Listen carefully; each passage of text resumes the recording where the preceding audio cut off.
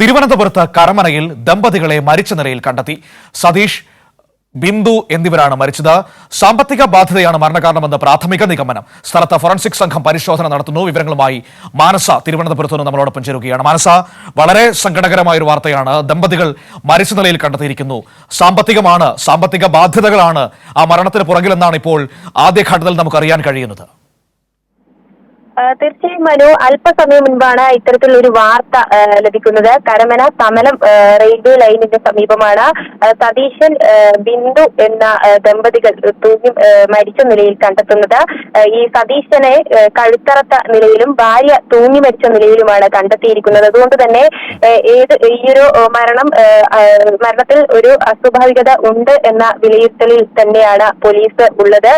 എങ്കിൽ കൂടിയും പ്രാഥമിക നിഗമനമായി പോലീസ് പറയുന്നത് സാമ്പത്തിക ബാധ്യത ഈ ദമ്പതികൾക്ക് ഉണ്ട്. അത് കാരണമായേക്കാം ഇത്തരത്തിലൊരു മരണത്തിലേക്ക് പോയത് എന്ന വിവരവും ലഭ്യമാകുന്നുണ്ട്. എങ്കിൽ കൂടിയും പൂർണ്ണമായ ഒരു സ്ഥിരീകരണത്തിലേക്ക് പോലീസ് ഇതുവരെയും എത്തിച്ചേർന്നിട്ടില്ല എന്ന് തന്നെയാണ് ലഭിക്കുന്ന വിവരം.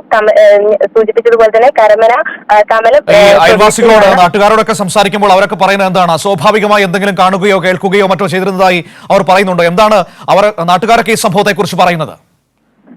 ഇന്ന് രാവിലെയോടുകൂടി ഇവരുടെ ബന്ധു എത്തിയപ്പോഴാണ് ഇത്തരത്തിൽ ഇവരെ മരിച്ച നിലയിൽ കണ്ടെത്തുന്നത്.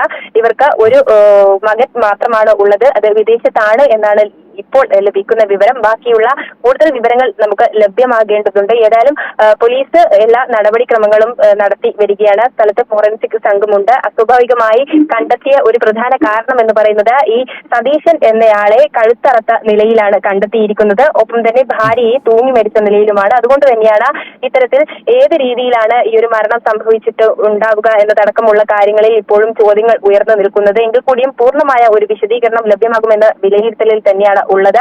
പ്രാഥമികമായി പോലീസ് പറയുന്നത്, അതായത് നാട്ടുകാരുടെയും മറ്റും രാവിലെ എത്തിയ ബന്ധുവിനോടൊക്കെയും ചോദിച്ചതിന്റെ പശ്ചാത്തലത്തിൽ സാമ്പത്തിക ബാധ്യത ഇരുവർക്കും ഉണ്ടായിരുന്നു. അതിന്മേലുള്ള ഒരു ആത്മഹത്യയായിരിക്കാം, ശേഷം മരിച്ചതായിരിക്കാം എന്നതടക്കമുള്ള കാര്യങ്ങളാണ് നിലവിൽ പ്രാഥമികമായി പറയുന്നത്.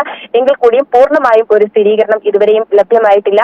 വരും മണിക്കൂറുകളിൽ പോലീസിന്റെ ഭാഗത്തു നിന്ന് തന്നെ ഇത് സംബന്ധിച്ചുള്ള കൂടുതൽ വിവരങ്ങൾ ലഭ്യമാകുമെന്ന പ്രതീക്ഷയിലാണ് ഉള്ളത്.